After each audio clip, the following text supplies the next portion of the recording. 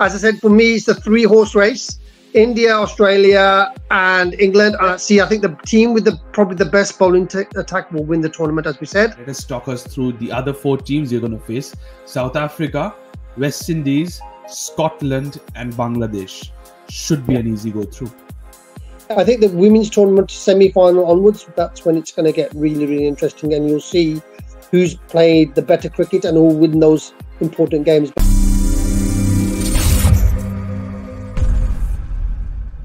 T20 World Cup 2024 for the women's team is going to start in a few weeks, and we're into yet another team when we are discussing about the squad analysis. It's time for the heavyweights, and we are focusing into the English team, and I have to have a person all the way from the same country. Sandy Paji, welcome to the show. This time we're not discussing about Josh Butler and his company. It's time to move focus back to Heather Knight and her company. What about this side? I think one of the best sides you're going into a T20 World Cup for sure. Definitely, as I said, we've just seen them in the 100. Some of the women performed. We've seen some new faces coming into the team, which, I've never seen before. So there is a development. But with England, the good thing with them, they've kept a core of experienced players. And I think this experience in big matches, mental edge in those big games is going to be the differential, because we fully expect India, Australia and England to be in the top 3. And it's the order, can England get to the final or India get to the final? Against Australia, I think that's what people are thinking here. Australia seem to be the strongest team. Who's going to join them? Is it going to be India or is it going to be England? And I think maybe it could be England. They have already made hat-trick of T20 World Cups, Australia. So that's something to look into. You said about the 100 for the women's, they have performed well. But at the end of the day, it required an Indian to hit the winning runs and get them over the line. But similarly, what you all know, especially you were discussing about the Indian franchisee trying to bring the men's 100s team. Is that true? Yes, well, there's discussions here. We heard in the media yesterday that Welsh Fire, the owners of the Welsh Fire of the Wrexham Football Club, are thinking of buying the Welsh Fire. We know Mumbai Indians are in for London Spirit. We know Delhi Capitals will be getting Hampshire, and it just leaves 4 or 5 other teams where there might be a battle of some IPL teams or franchises to buy the 100 team. But it's not just the men's. It's also the women's franchises as well. So I think a lot's there. It should be the same franchise that are buying the women's and the men's then. Yes, it'll be the same franchise. That's what I believe. It's just one block, and they will buy the men's team and the women's team. And again, for our IPL purposes, the exposure of some of these women, Indian women can play in the 100. Will they allow men to play that? I think that's what all the Indian-based UK Absolutely. people are saying.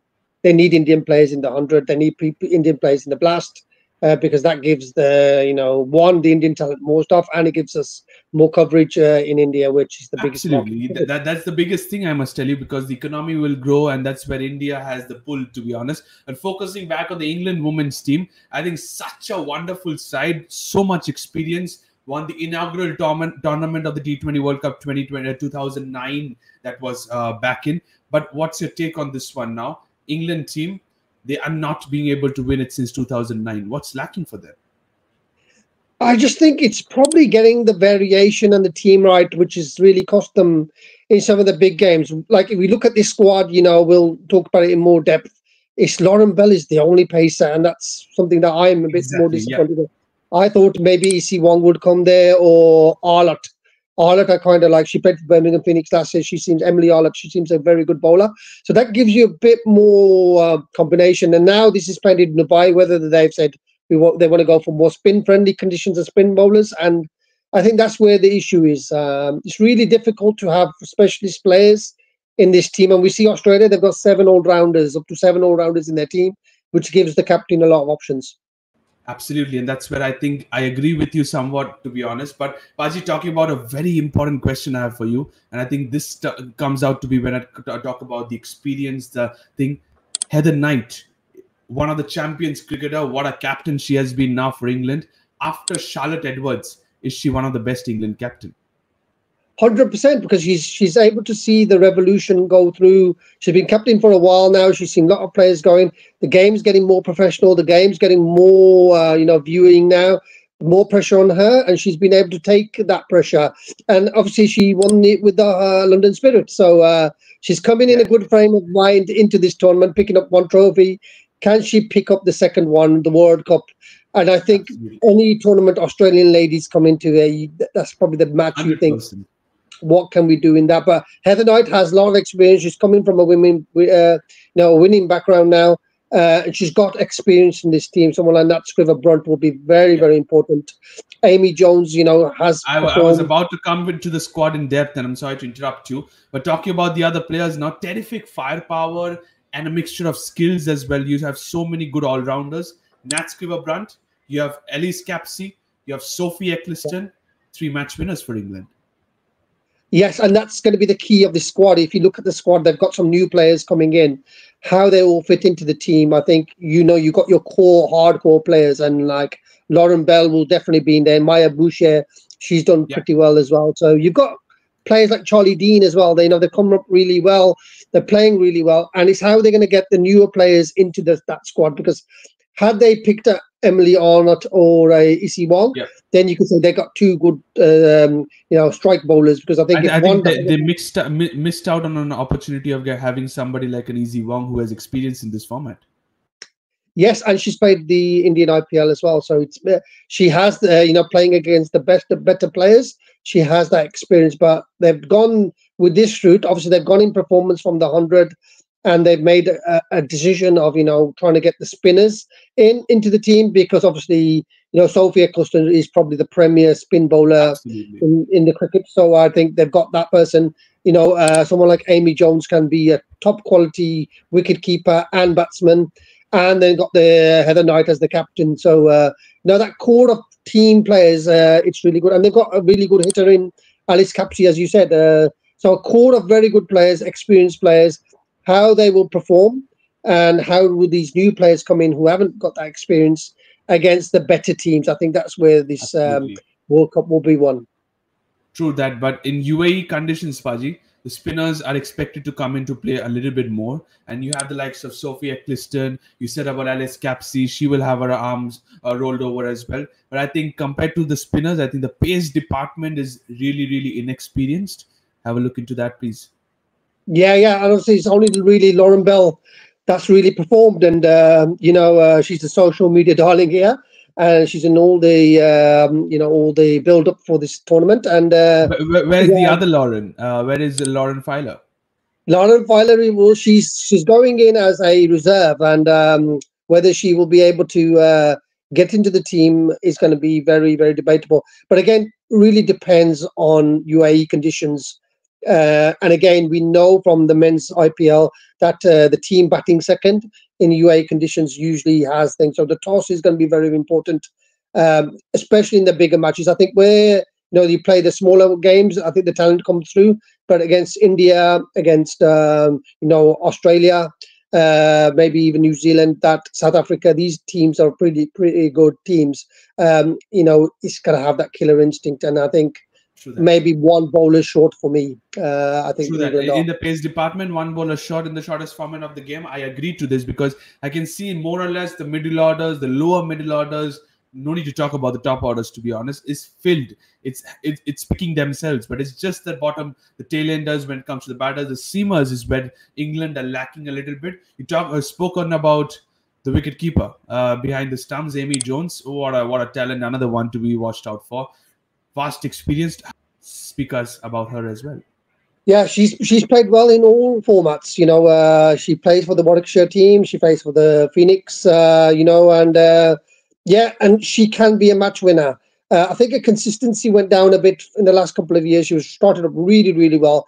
She's a brilliant wicketkeeper, and if her batting can match her keeping, then England are, they're in a very, very good position.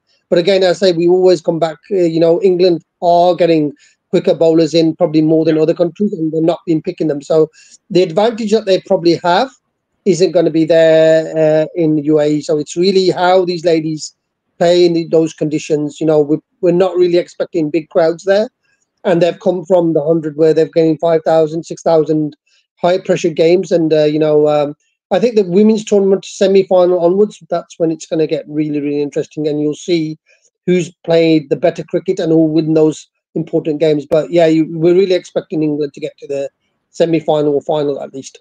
So when you're talking about you're expecting England to make it to the semis, let us talk us through the other 4 teams you're going to face. South Africa, West Indies, Scotland and Bangladesh. Should be an easy go through. Should be a really easy one for us. South Africa probably is more of a difficult one, but I'm not quite sure on their squad who's playing in their first team. They've got some good players all coming through, but Cap, Laura Volvat. So I think there are a lot of big names as well. But the biggest surprise for South Africa was earlier in the year they received that no Shabnam Ismail anymore for South Africa. She retired. Yeah, Shabnam is very, very good. And I watched her last year, I think, in the 100, and she took a nearly hat-trick. So, and she constantly does that. And so Ismail is going to be a blow to them because, again, this is where I'm looking at the teams. And I think, as I say, bowlers win you cups.